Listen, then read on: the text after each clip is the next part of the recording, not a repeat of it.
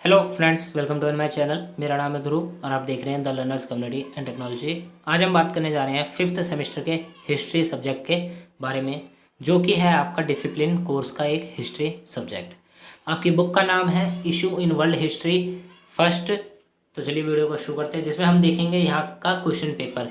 Already website पे अभी तक कोई भी बुक्स अपलोड नहीं की गई हैं इस सब्जेक्ट की, ठीक है। बट आपके सिलेबस में ये कोर्स डिसिप्लिन कोर्स के अंतर्गत दिया गया है, तो इसीलिए मैं इसका क्वेश्चन पेपर आपके लिए लाया हूँ। तो चलिए वीडियो को शुरू करते हैं। और अगर अभी तक आपने हमारा चैनल सब्सक्राइब नहीं किया तो प्लीज़ चैनल को सब्सक्राइब करें स्टडी से रिलेटेड वीडियोज़ के लिए। तो बात करें कुछ बेसिक डिटेल्स की, तो यहाँ पर आपका क्वेश्चन पेपर का कोड बताया गया है, यहाँ पे सब्जेक्ट कोड बताया गया है। यहाँ पे आपका सब्जेक्ट है issue in world history first, BA programme history discipline, fifth semester के स्टूडेंट्स के लिए कोर्स है।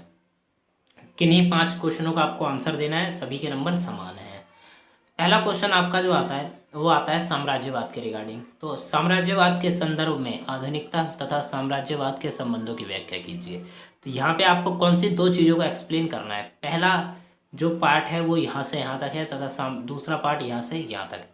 अब पहले पार्ट की बात करें तो आपको क्या बताना है, साम्राज्यवाद को बताते हुए किसके बारे में एक्सप्लेनेशन देनी है, आधुनिकता, मतलब किस प्रकार की आधुनिकता उस समय है। जैसे कि अगर हम बात करें विश्व युद्ध की तो किस प्रकार के बॉम्ब्स का निर्माण हो चुका है। अगर बात करें टेक्नोलॉजी की तो किस प्रकार की आधुनिकता है। ये सब आपको साम्राज्यवाद के संदर्भ में बताना है। साम्राज्यवाद से तात्पर्य है कि एक राजा का शासन वाला, ठीक है, राजा का शासन उस जगह पे हो, वो साम्राज्यवाद कहलाता है।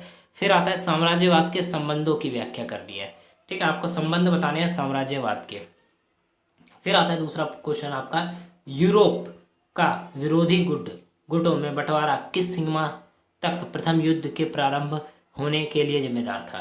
ठीक है, यूरोप में जब फर्स्ट वर्ल्ड वॉर हुआ तो यूरोप को बांट दिया गया था, ठीक है, गुटों में, कि एक यूरोप का ये हिस्सा एक तरफ होगा और ये वाला हिस्सा एक तरफ होगा। इस प्रकार से यूरोप के उसको बांट दिया गया था, यूरोप को। अब यहाँ पे पूछा गया है कि यूरोप के जो विरोधी गुट हैं उनके बंटवारे किस सीमा तक, ठीक है, उनका जब बंटवारा हुआ तो वो कहाँ तक गया कि प्रथम युद्ध विश्व युद्ध के लिए वो जिम्मेदार था, ये आपको यहाँ पे बताना है। फिर आता है उन स्थितियों तथा प्रक्रियाओं, थर्ड क्वेश्चन, उन स्थितियों तथा प्रक्रिया की व्याख्या कीजिए जिनके माध्यम से बेलाशेव अक्टूबर 1917 में रूस में सत्ता के शिखर तक पहुंचा। ठीक है, बेलाशेव क्रांति हुई थी 1917 में, जब USSR सामने आया। ठीक है, 1917 में USSR सामने आया था, तब बेलाशेव क्रांति के कारण। तो आपको यहाँ पे क्या बताना है, यहाँ पे आपको परिस्थितियाँ बतानी है, कुछ कारण बताने हैं, ठीक है, और वो प्रोसेस क्या था जिसके द्वारा क्या हुआ, बेलाशेव क्रांति हुई और रूस की सत्ता के शिखर तक वो पहुँच सके। यह आपको कारण बताने और प्रक्रिया को एक्सप्लेन करना है। फिर आता है क्वेश्चन नंबर 4, शेष विश्व पर रूस की क्रांति अक्टूबर 1917 के प्रभाव की व्याख्या कीजिए। ठीक है, जब रूस की क्रांति हुई अक्टूबर 1917 में, तो पूरे विश्व पर उसका कितना असर पड़ा, विश्व के किस हिस्से पे इसका असर पड़ा, किस हिस्से पे नहीं पड़ा। ठीक है, ये आपको यहाँ पे एक्सप्लेनेशन देनी है। जैसे कि अगर हम बात करें अमेरिका का, तो अमेरिका का क्या असर पड़ा रूस की क्रांति का। क्योंकि आपको पता है 12वीं में आपने पढ़ा होगा कि जब महाशक्तियां बन के सामने आई तो USSR और अमेरिका आमने सामने थी फर्स्ट वर्ल्ड वॉर के बाद, ठीक है, सॉरी, सेकंड वर्ल्ड वॉर के बाद। तो फर्स्ट वर्ल्ड वॉर के बाद जब फर्स्ट वर्ल्ड वॉर हो गया तो ये दोनों महाशक्तियों को, एक प्रकार से आप कह सकते हैं कि रूस भी अपने तेजी में लगा कि हमें महाशक्ति बनना है, और अमेरिका भी। उसके बाद सेकेंड वर्ल्ड वॉर के बाद तो ये बहुत ही ज़्यादा आगे तक निकल चुके थे। फिर आता है सन 1929 की महान आर्थिक मंदी के कारण बताने हैं। ठीक है, ये वाला क्वेश्चन सिर्फ कारणों पर बेस है, तो अगर आप यहाँ पे 6 कारण भी बताते हैं, ठीक है, तो अगर आप उन्हें बहुत अच्छे से एक्सप्लेन करते हैं तो बहुत ज़्यादा चांसेस है कि आपके फुल में से फुल मार्क्स मिल सके।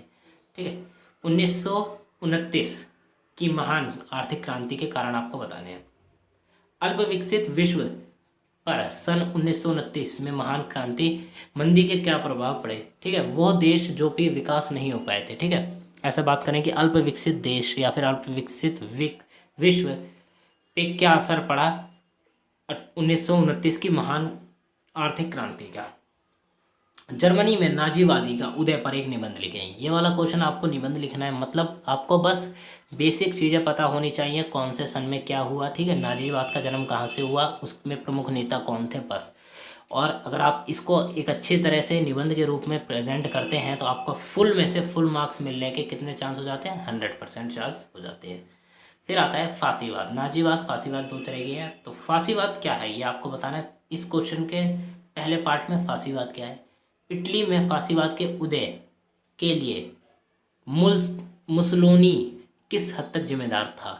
ठीक है, मुसोलिनी किस हद तक जिम्मेदार था आपको ये बताना है। यहाँ पे आपको कारण बताना है कि मुसोलिनी किन कारणों से इटली में फांसीवाद फैला और उसमें मुसोलिनी की क्या जिम्मेदारी थी, ये आपको यहाँ पे एक्सप्लेन करना है। फिर आता है द्वितीय विश्व युद्ध के कारणों का मूल्यांकन कीजिए। और ज़्यादातर चांसेस है कि ये क्वेश्चन भी आपसे आपके एग्जाम्स में पूछ लिया जाए कि सेकेंड वर्ल्ड वॉर के क्या कारण थे होने के।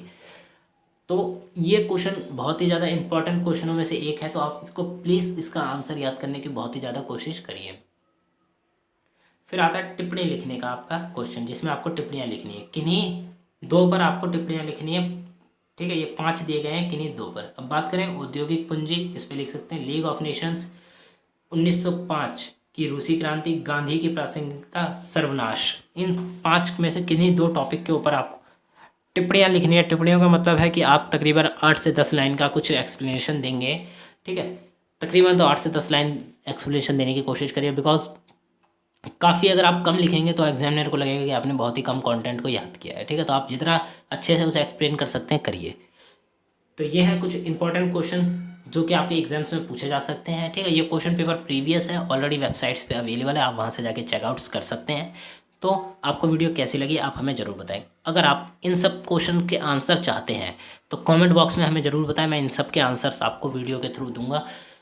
और अगर आपको वीडियो अच्छी लगी तो वीडियो को लाइक करें, चैनल को सब्सक्राइब करें, जितना हो सके अपने फ्रेंड्स के साथ और अपने सभी ग्रुप्स में से शेयर करें। काफ़ी इंपॉर्टेंट वीडियो है, आपके एग्जाम्स की डेट हो सकता है डेट शीट आपकी कुछ ही दिनों में पब्लिश कर दी जाए आपके एडमिशन के बाद, क्योंकि रेगुलर स्टूडेंट्स की और एनसी वेब की तो आ चुकी है, तो आपकी भी कोई चांसेस है कि हो सके, तो आप अपनी पढ़ाई स्टार्ट कर दीजिए। वीडियो कैसी लगी हमें जरूर बताएं। मिलते हैं अगली वीडियो में। Thanks for visiting on my channel guys.